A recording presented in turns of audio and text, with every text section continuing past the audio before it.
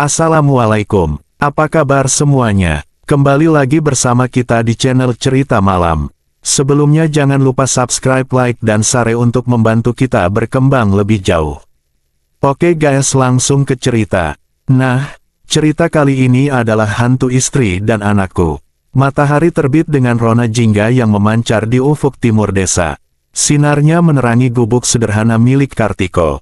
Di dalam gubuk itu, suasana haru menyelimuti perpisahan antara Kartiko, Ratmi, dan Sakti, anak mereka yang berusia 7 tahun. Kartiko, pria desa yang kukuh dengan kulit terbakar sinar matahari, akan berangkat merantau keluar pulau untuk mencari nafkah. Ratmi, dengan paras ayu dan rambut terjuntai panjang, berusaha tegar menahan air mata yang berkaca-kaca. Dia mengelus lembut pipi Sakti yang merengek manja tak ingin ditinggal sang ayah. Bapak pergi kerja cari uang ya, nak. Biar nanti Sakti bisa sekolah tinggi, bisik Ratmi lirih sambil memeluk Sakti erat. Kartiko berjongkok, menatap Sakti dengan penuh kasih sayang. Dia mengusap air mata yang mengalir di pipi gembul anaknya. Sakti jago ya sama ibu. Nanti kalau kangen bapak, lihat aja bintang di langit. Bapak pasti lagi liatin bintang yang sama, ucap Kartiko, suaranya parau menahan tangis. Setelah sarapan seadanya dengan lauk tempe goreng dan sambal terasi, Kartiko pamit kepada kedua insan tercintanya. Dia mencium kening Ratmi dan Sakti bergantian, hembusan nafasnya terasa hangat di kulit mereka. Deru mesin truk yang akan membawa Kartiko ke pelabuhan seakan menyayat hati. Ratmi melambaikan tangannya dengan air mata yang akhirnya meleleh di pipi, sementara Sakti hanya terdiam, matanya yang besar menatap nanar kepergian ayahnya. Sepanjang perjalanan, bayang Ratmi dan Sakti terus menghantui pikiran Kartiko. Dia terbayang senyum Ratmi yang selalu memberinya semangat dan tawa Sakti yang ceria. Sesekali dia mengeluarkan dompet lusuh dari saku celananya. Di dalamnya terdapat foto Ratmi dan Sakti yang ditempelkan dengan rapi. Kartiko mengecup foto itu berkali-kali, berdoa agar Tuhan memberikan kelancaran rezeki agar dia bisa segera kembali ke keluarganya. Malam pertama di perantauan, Kartiko kesulitan tidur. Kamar kontrakan yang sempit dan pengap terasa asing baginya. Kerinduan pada Ratmi dan Sakti semakin menjadi. Dia memejamkan mata, mencoba memeluk bayangan Ratmi dalam mimpinya. Namun, yang datang justru mimpi buruk. Kartiko bermimpi melihat Ratmi dan Sakti tergeletak di jalan raya, tubuh mereka tertimpa reruntuhan bas yang ringsek. Kartiko berteriak histeris dalam mimpinya, keringat dingin membasahi sekujur tubuhnya. Dia terbangun tersentak, napasnya tersengal-sengal. Mimpi itu terasa begitu nyata, membuat dadanya sesak dan dipenuhi firasat buruk. Hari Selasa yang cerah itu diawali dengan kebisingan tak biasa di desa. Biasanya, pagi hari di desa Kartiko hanya diramaikan oleh suara ayam berkokok dan sapu lidi yang menyapu dedaunan kering di jalanan. Namun pagi itu, suara teriakan histeris memecah keheningan. Ratmi, yang tengah menyiapkan sarapan untuk Sakti, tersentak mendengar teriakan itu. Dia berlari keluar gubuk, diikuti Sakti yang masih mengantuk. Di ujung jalan desa, Ratmi melihat kerumunan orang. Rasa penasaran membuncah, dia pun melangkah cepat menuju kerumunan itu. Semakin dekat, semakin jelas isak tangis dan raungan histeris yang terdengar. Ratmi melihat tubuh tak bernyawa tergeletak di pinggir jalan, ditutupi kain sarung lusuh. Bau darah yang menyengat menusuk hidungnya. Perlahan, dia membuka kain sarung itu, dan dunianya seketika runtuh. Tubuh yang tergeletak itu adalah milik Pak Des Slamet, tetangga mereka yang sehari-hari berprofesi sebagai tukang becak. Wajahnya pucat pasi, matanya terpejam, dan terdapat luka menganga di bagian kening. Ratmi teringat pagi itu Pak Des Slamet sempat meminjam sepeda motornya untuk mengantar tetangga lain ke pasar. Ternyata, di perjalanan dia mengalami kecelakaan dengan sebuah bas yang melaju kencang. Saksi mata bercerita bahwa bas tersebut melaju dengan kecepatan tinggi dan tak bisa mengendalikan kendaraannya saat melewati tikungan tajam. Bas itu pun oleng dan menabrak Pak Des Slamet dari arah berlawanan. Ratmi lemas, kakinya gemetar tak bisa menopang tubuhnya. Dia nyaris pingsan melihat tragedi yang baru saja terjadi. Sepulang dari pemakaman Pade Slamet, Ratmi tak henti-hentinya diliputi perasaan was-was. Pikirannya terus terbayang kecelakaan yang menimpa Pade Slamet. Dia khawatir hal serupa akan terjadi pada Kartiko yang juga bekerja di luar kota. Ratmi terus berdoa sepanjang hari, memohon keselamatan untuk suaminya. Namun, doa Ratmi tak terkabulkan. 2 minggu setelah kecelakaan Pade Slamet, Ratmi kembali dikejutkan oleh kabar duka. Kali ini, bukan lagi tetangga, melainkan dirinya dan Sakti yang menjadi korban kecelakaan. Hari itu, mereka berniat pergi ke kota untuk berbelanja keperluan sekolah Sakti. Namun nahas, di perjalanan pulang, sepeda motor yang mereka kendarai ditabrak oleh bus yang sama persis dengan yang menabrak Pade Slamet. Kecelakaan itu begitu tragis. Tubuh Ratmi dan Sakti terpelanting beberapa meter dari sepeda motor.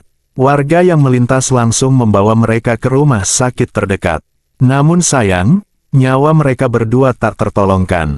Kepergian Ratmi dan Sakti begitu mendadak dan menyisakan duka yang mendalam bagi para tetangga. Berita duka tersebut seharusnya segera disampaikan kepada Kartiko. Namun, sayangnya, para tetangga tak mengetahui nomor telepon atau alamat lengkap tempat Kartiko bekerja. Mereka hanya tahu Kartiko pergi merantau ke sebuah pabrik di luar pulau. Upaya pencarian nomor telepon Kartiko pun sia-sia. Setelah 2 tahun merantau, rindu yang membuncah di hati Kartiko tak tertahankan lagi. Dia memutuskan untuk pulang kampung dan berjumpa dengan Ratmi serta Sakti. Bayangan senyum Ratmi dan tawa riang Sakti terus menari-nari di benaknya. Setelah menempuh perjalanan panjang yang melelahkan, akhirnya Kartiko sampai di desa kelahirannya. Rasa haru membuncah tatkala dia melihat gubuk sederhana miliknya yang masih berdiri tegak. Tanpa membuang waktu, dia bergegas menuju rumahnya. Setibanya di depan pintu, dia menarik napas dalam dan mengetuk pintu dengan penuh semangat. Ceklek, pintu terbuka. Di ambang pintu berdiri Ratmi, paras ayunya terlihat berseri-seri. "Bapak," serunya tak percaya, air mata langsung meleleh di pipinya. Ratmi berlari memeluk Kartiko erat. Pelukan itu terasa hangat, sama seperti pelukan yang selalu dirindukannya. Kartiko membalas pelukan Ratmi dengan haru. Matanya yang berkaca-kaca menatap wajah Ratmi yang terlihat sedikit lebih kurus namun tak mengurangi kecantikannya. "Ratmi, Sakti mana?" tanyanya lirih. Seakan mengerti, Ratmi melepaskan pelukannya dan memanggil Sakti yang tengah bermain di ruang tengah. "Sakti, sini." Tak lama kemudian, muncul seorang anak laki-laki berusia 9 tahun berlari menghampiri mereka. "Bapak," tanya anak itu ragu-ragu. Matanya yang bulat dan besar menatap Kartiko dengan penuh rasa penasaran. "Iya, nak, ini Bapak," jawab Kartiko sambil mengulurkan tangannya. Anak laki-laki itu, yang tak lain adalah Sakti, ragu-ragu untuk menyambut uluran tangan Kartiko. Namun, setelah melihat senyum Kartiko yang tulus, dia pun menggapai tangan ayahnya. Pelukan hangat pun terjadi antara ayah dan anak itu. Suasana haru mewarnai pertemuan tersebut. Ratmi menceritakan kehidupannya selama ini bersama Sakti. Dia juga bercerita tentang tetangga yang baik hati yang kerap membantu mereka. Kartiko mendengarkan cerita istrinya dengan penuh perhatian. Ada secuil keraguan yang menggelitik di hatinya saat melihat Sakti, yang terlihat lebih besar dan dewasa dari perkiraannya. Namun, keraguan itu dia kesampingkan, diyakini sebagai efek dari perpisahan selama 2 tahun. Hari-hari Kartiko di desa terasa begitu menyenangkan. Dia disambut dengan hangat oleh para tetangga. Dia pun merasa bersyukur karena selama ini Ratmi dan Sakti baik-baik saja. Malam harinya, mereka bertiga bercengkrama di ruang tamu. Ratmi bercerita tentang kesehariannya, Sakti dengan polosnya menceritakan pengalamannya di sekolah. Kehangatan keluarga yang dirindukan Kartiko akhirnya terwujud. Namun, di tengah kebahagiaan itu, Kartiko mulai merasakan kejanggalan yang tak bisa diabaikan. Kehangatan yang dirasakan saat memeluk Ratmi terasa berbeda. Pelukannya dingin, tak seperti pelukan yang selalu dia ingat. Begitu pula dengan Sakti, sentuhan tangannya terasa dingin dan kaku. Kartiko mencoba untuk tidak memikirkan hal tersebut, namun perasaan janggal itu terus menghantuinya. Suatu malam, saat hendak tidur, Kartiko terbangun karena kehausan. Dia bangkit dari tempat tidur dan menuju dapur untuk mengambil air minum. Dalam perjalanan, dia melihat Ratmi berdiri di depan cermin. Kartiko terpaku melihat Ratmi yang sedang membenarkan sanggul di rambutnya. Namun, saat wajah Ratmi terpantul di cermin, Kartiko menjerit histeris. Wajah ayu Ratmi yang biasa dia lihat berubah menjadi wajah pucat pasi dengan mata kosong dan bekas luka menganga di dahinya. Jeritan histeris Kartiko memecah keheningan malam. Ratmi, yang tengah membenarkan sanggulnya di depan cermin, sontak berbalik kaget. Wajahnya yang terlihat normal seketika berubah pucat pasi saat melihat Kartiko berdiri mematung dengan tatapan penuh ketakutan. "Bapak, kenapa teriak? Ada apa?" tanya Ratmi dengan nada cemas, pura-pura tak mengerti. Kartiko tak bisa berkata-kata. Dia terpaku melihat bayangan Ratmi di cermin. Wajah ayu dan berseri-seri yang biasa dia lihat lenyap, digantikan oleh wajah yang mengerikan, pucat pasi dengan mata kosong dan bekas luka menganga di dahinya. Luka itu persis seperti yang dia lihat dalam mimpi buruknya 2 tahun lalu. Sadar akan tatapan Kartiko, Ratmi bergegas mematikan lampu kamar. "Lampu kamar rusak, Nak. Ayo tidur lagi," ucapnya sambil meraih tangan Kartiko dan membawanya kembali ke tempat tidur. Sepanjang malam, Kartiko tak bisa memejamkan mata. Bayangan wajah mengerikan Ratmi di cermin terus terngiang-ngiang di benaknya. Dia mencoba untuk berpikir jernih. Mungkin matanya sedang lelah, atau mungkin pantulan cahaya yang aneh. Namun, firasat buruk terus menyelimuti hatinya. Keesokan harinya, Kartiko mencoba untuk bersikap biasa. Dia tak ingin membuat Ratmi dan Sakti khawatir. Namun, kejanggalan demi kejanggalan terus dia temui. Sentuhan dingin tangan Ratmi dan Sakti, bau busuk yang samar-samar tercium di dalam rumah, serta tingkah laku Ratmi dan Sakti yang terkesan kaku dan tak selincah dulu. Suatu pagi, Kartiko mengajak Ratmi dan Sakti ke pasar. Di tengah keramaian pasar, tiba-tiba tangan Sakti terlepas dari genggamannya.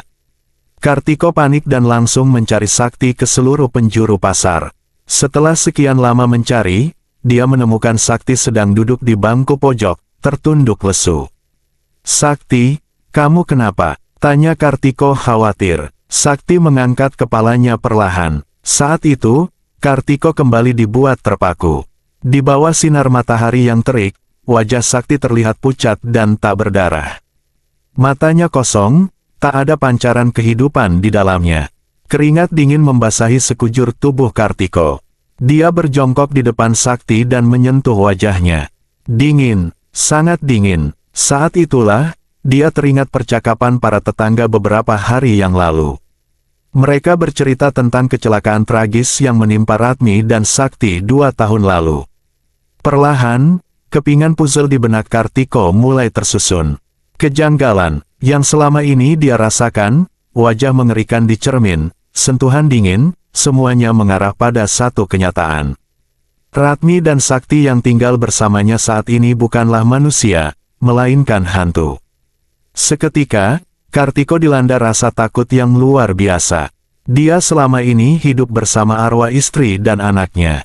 Rasa rindu yang membawanya pulang kampung berubah menjadi kengerian yang tak terperi. Bau busuk yang selama ini samar-samar tercium kini menjadi semakin menyengat, seolah menguatkan ketakutannya. Sepulang dari pasar, Kartiko memberanikan diri untuk bertanya kepada Ratmi. Suaranya bergetar saat menanyakan tentang kecelakaan yang menimpa mereka 2 tahun lalu. Ratmi terlihat bingung, seolah tak mengerti apa yang dibicarakan Kartiko.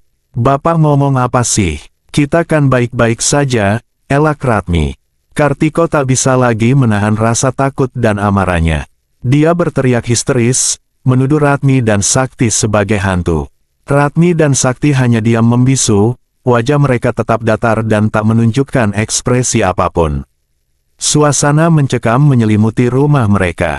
Kepanikan Kartiko memuncak. Dia berlari ke kamar dan mengambil tasnya. Dia harus segera meninggalkan rumah itu, menjauh dari hantu Ratmi dan Sakti. Dengan napas terengah-engah, Kartiko berlari keluar rumah. Dia tak menoleh ke belakang, hanya ingin segera menjauh dari tempat yang dulunya terasa nyaman namun kini terasa mencekam. Bau busuk yang selama ini diabaikan kini menusuk hidungnya semakin kuat, seolah mengejarnya. Lampu jalanan yang remang-remang menambah kengerian suasana malam itu. Kaki Kartiko terus berlari tanpa henti, tak tentu arah. Dia hanya ingin menjauh dari gubuk tempat tinggalnya, dari hantu Ratmi dan Sakti. Dia sampai di rumah Pade Tomo, tetangga lama yang rumahnya cukup jauh dari gubuknya. Dengan napas terengah-engah, dia menggedor pintu rumah Pade Tomo dengan kencang.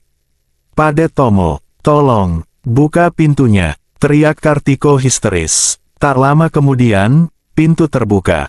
Pade Tomo, yang sudah tua renta, terkejut melihat Kartiko yang terlihat pucat pasi dan berkeringat. "Kartiko, memangnya kamu, ada apa teriak-teriak malam begini?" tanya Pade Tomo heran. Kartiko langsung memeluk Pade Tomo erat.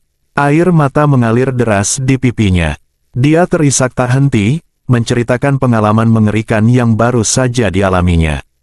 Awalnya, Pade Tomo tak percaya. Namun, setelah mendengar cerita Kartiko tentang hantu Ratmi dan Sakti, serta melihat ekspresi ketakutan yang terpancar di wajahnya, Pade Tomo pun mulai bergidik. Pade Tomo memang mengetahui kecelakaan yang menimpa Ratmi dan Sakti 2 tahun lalu. Dia juga tahu upaya warga desa untuk menghubungi Kartiko yang gagal karena tak memiliki informasi lengkap. Memang benar Ratmi dan Sakti sudah meninggal, Kartiko. Tapi kenapa kamu baru cerita sekarang? Tanya Pade Tomo prihatin. Kartiko tertunduk lesu. Rasa bersalah dan penyesalan menyiksa hatinya.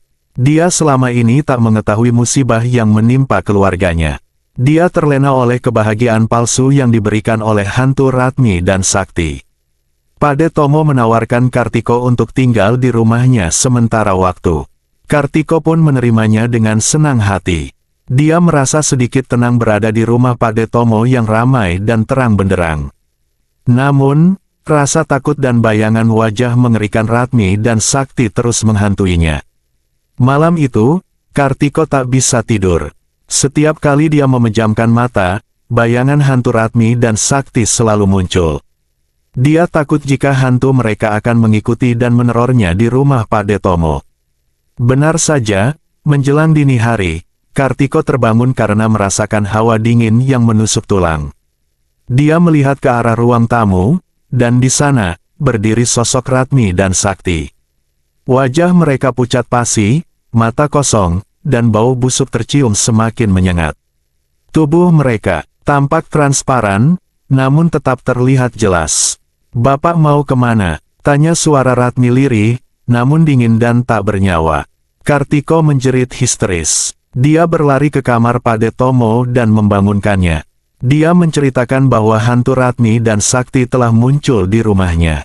Pade Tomo bergegas menuju ruang tamu, namun tak melihat apapun. "Kartiko, tidak ada siapa-siapa di sini," ujar Pade Tomo sambil menyalakan lampu ruang tamu. Kartiko terisak pelan. Dia bingung apakah hantu Ratmi dan Sakti hanya ingin menemuinya atau berniat untuk mencelakainya. Pade Tomo berusaha menenangkan Kartiko dan mengatakan bahwa dia akan mencari bantuan ke dukun desa. Keesokan harinya, Pade Tomo menemui dukun desa dan menceritakan apa yang dialami Kartiko. Sang dukun menyarankan untuk melakukan ritual pembersihan rumah Kartiko. Namun, Kartiko tak berani kembali ke gubuknya. Dia takut jika dirinya akan terjebak lagi bersama hantu Ratmi dan Sakti. Selama berhari-hari, Kartiko tinggal di rumah Pade Tomo. Walaupun aman, bayangan hantu Ratmi dan Sakti terus menghantuinya. Dia tak bisa lagi hidup tenang. Berita tentang Kartiko yang ketakutan dan tinggal di rumah Pade Tomo menyebar ke seluruh desa. Para tetangga berdatangan ke rumah Pade Tomo untuk menjenguk Kartiko. Mereka prihatin melihat kondisi mental Kartiko yang terguncang. Beberapa tetangga bahkan menceritakan pengalaman aneh yang pernah mereka alami di sekitar gubuk Kartiko setelah kecelakaan Ratmi dan Sakti. Salah satu tetangga bercerita pernah mencium bau busuk yang menyengat di sekitar gubuk. Tetangga lain pernah melihat cahaya aneh yang berkedip-kedip di malam hari. Kisah-kisah tersebut semakin memperkuat keyakinan Kartiko bahwa yang tinggal bersamanya selama ini bukanlah Ratmi dan Sakti yang sebenarnya, melainkan arwah mereka yang gentayangan. Dukun desa pun akhirnya datang ke rumah Pade Tomo untuk menemui Kartiko. Sang dukun, seorang pria tua dengan jubah putih dan ikat kepala berwarna merah, menatap Kartiko dengan tatapan tajam. "Kau telah lalai, Kartiko," ucapnya dengan suara parau. "Arwah istri dan anakmu terikat dengan dunia ini karena memiliki urusan yang belum selesai." Kartiko tertunduk lesu. Dia tak mengetahui urusan apa yang belum diselesaikan oleh Ratmi dan Sakti. Dukun desa menjelaskan bahwa terkadang arwah yang gentayangan memiliki penyesalan atau dendam yang belum terselesaikan sehingga mereka tak bisa tenang di alam sana. Sang dukun menyarankan Kartiko untuk melakukan ritual pengusiran arwah Ratmi dan Sakti. Ritual tersebut melibatkan doa-doa khusus, pembakaran dupa, dan pemberian sesaji. Kartiko, meskipun takut, merasa tak punya pilihan lain. Dia ingin Ratmi dan Sakti tenang di alam sana, dan dia sendiri ingin hidup damai kembali. Namun, sebelum ritual tersebut bisa dilakukan, keganjilan lain terjadi. Suatu malam, saat Kartiko sedang tertidur di rumah Pade Tomo, dia terbangun karena merasakan hawa dingin yang menusuk tulang. Dia membuka matanya perlahan dan melihat sosok Ratmi dan Sakti berdiri di samping tempat tidurnya. Wajah mereka masih sama pucat pasi dan dingin, namun kali ini ada air mata yang mengalir di pipi mereka. "Bapak," bisik Ratmi dengan suara lirih, "kami tidak ingin menyakiti Bapak.